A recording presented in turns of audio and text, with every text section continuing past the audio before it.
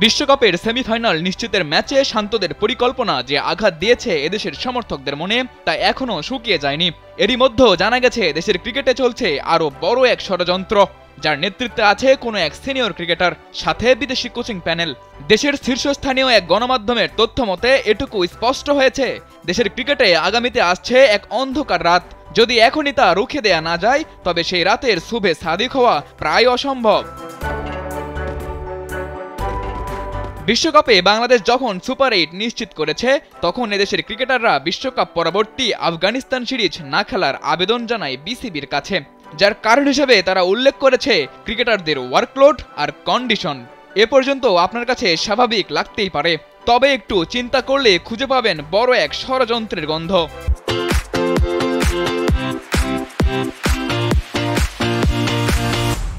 আফগানিস্তানের বিপক্ষে সিরিজ খেলতে অস্বীকৃতি জানানো ক্রিকেটাররা ঠিকই খেলবে লঙ্কা প্রিমিয়ার লিগ আর কানাডার গ্লোবাল টি20 লিগে। আর সেই কারণেই বিদেশি কোচদের সাথে নিয়ে এই ষড়যন্ত্রে লিপ্ত হয়েছে কোনো এক সিনিয়র ক্রিকেটার, যাকে আবার সমর্থন দিয়েছে জুনিয়ররা।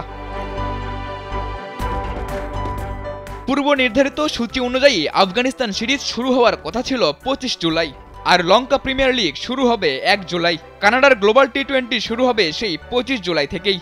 এই সূচি দেখে যে কোনো ক্রিকেট ভক্ত অনুমান করতে পারবে কেন আফগানিস্তান সিরিজে অস্বীকৃতি টাইগারদের। মোট কথা, আফগানিস্তান সিরিজ না থাকলে পুরো জুলাই মাসটায় ক্রিকেটাররা কাটাতে পারবে বিভিন্ন ফ্র্যাঞ্চাইজি লিগে।